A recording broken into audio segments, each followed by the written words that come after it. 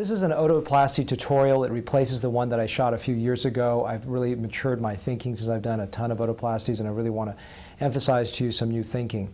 The best way to think of an otoplasty is to divide the ear into three parts: the top, the middle, and the bottom. And when you start to think about the protrusion of the ear in terms of those three components, you can almost do some self-diagnosis before coming to see me and figure out where the problem is. The top portion is usually that hangs out is called a lop deformity. The lop deformity means that the antihelical fold, which is the fold right here between the helix and the concha, is absent. So this ear flops forward or lops forward. And so when the outer ear, this upper portion, falls forward like this, that's a lop deformity. The way to correct a lop deformity, if it's in isolation, for example, is to put in what's called Mustardé sutures. The Mustardé sutures are help to retro-displace the ear back and bring it back into better alignment with the total ear complex.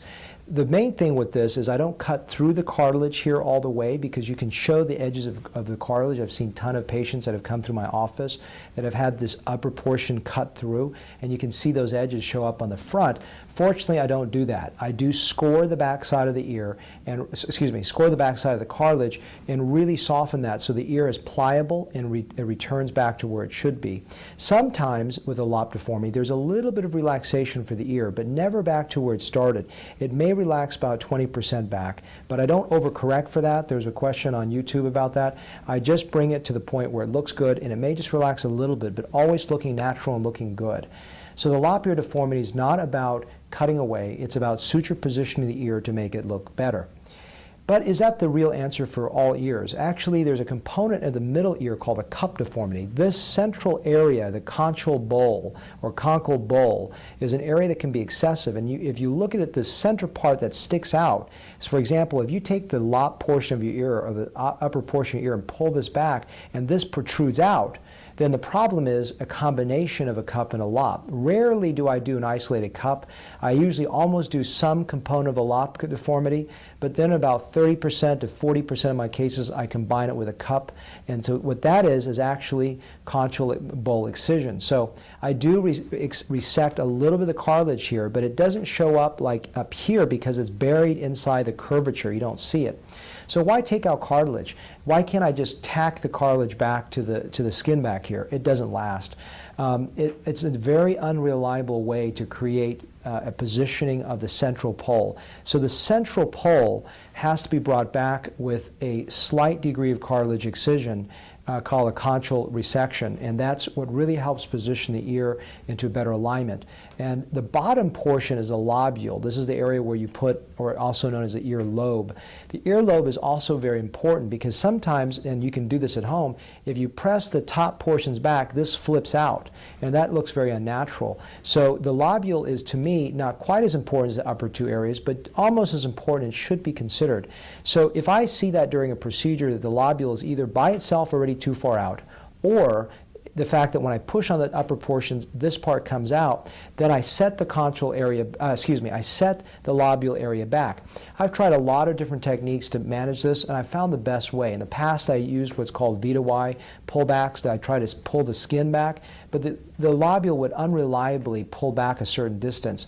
I also tried cauda helicus excisions, which is taking the tail of the cartilage out and just removing it, and then letting the ear naturally set back. Sometimes the ear would still not set back all the way. Now what I found to be the best technique in this area is actually taking the cauda helicus, which is the little remnant of cartilage at the bottom, and securing it to the conchal bowl. So I actually can almost precisely position the lobule as I would like it to be after I've set the upper and middle poles, so they should stay in alignment. So the ear itself, the desire oftentimes people have is the ear's got to be way back here, and that's a big mistake.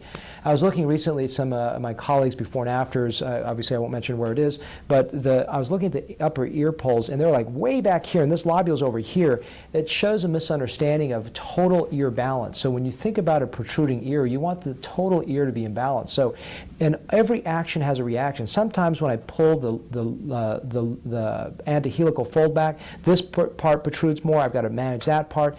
And sometimes when I pull this part, the lobule pulls out more. Everything has got to be in alignment. And a good way to understand how I try to look at where my results are now is what's called helical show, which means that if I over pull back this top portion, this area, center area, may not only stick out more, but the helix may be hidden back here. This rim may be off. So what I'm trying to do is create overall balance at all three levels when I'm trying to reduce and bring better results to a protruding ear, or what's called a cosmetic reductive otoplasty in medical parlance. So that's a basic idea of understanding protruding ear otoplasty in terms of technique for reduction. There are other components to ears that I want to talk about. Some things that I also do, and some things that I also don't do. So let's first talk about what I don't do. If you're a little child that has a microtia issue, in other words, you have an absent ear or a very, very deformed ear where it's not present, and that is something I don't do. I just want to make sure so I don't get phone calls about that. There are very good specialists that do that. There's several reasons I don't do that. Number one, it's not something I specialize in. Number two, it takes a lot of different procedures, like 4 or 5 stages with rib grafts. I've done that when I was doing my training, but I've not done that in clinical practice. It's something I'm not very interested in pursuing.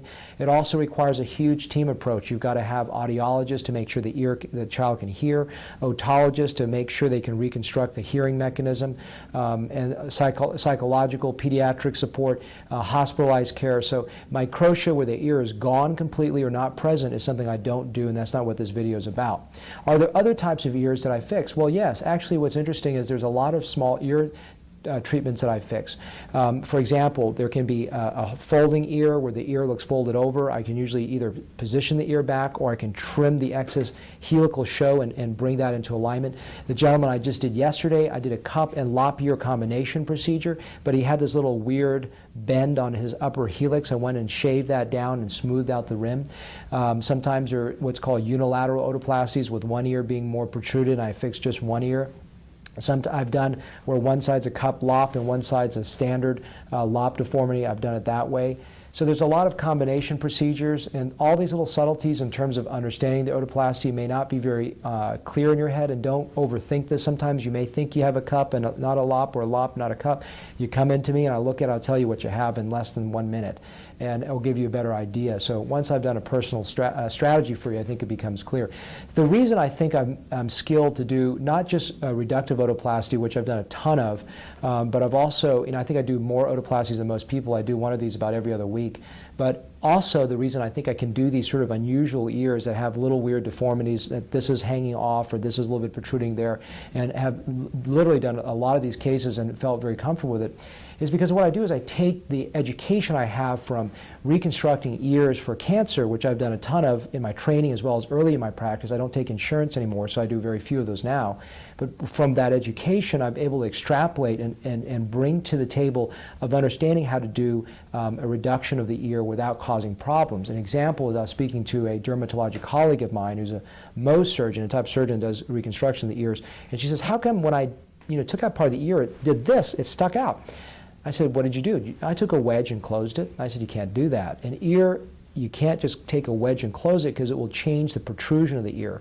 And so what I try to do with that is I do sliding maneuvers, where I'm borrowing skin from lobular skin and sliding things up, so that I can reduce the overall ear contour or shape it differently if there's a deformity, without making it cup out or actually making it more protrusive. That's maybe a subtle point. It's for those people out there that have more sort of quote-unquote unusual ears that are not a traditional cup or lop deformity, and I can actually oftentimes at least improve that, maybe not completely fix it, but improve that.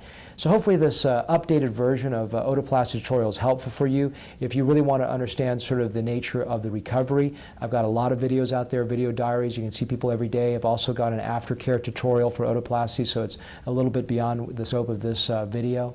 But I just wanted to go through an updated philosophical approach to how I work on protruding ears for cosmetic reductive otoplasty.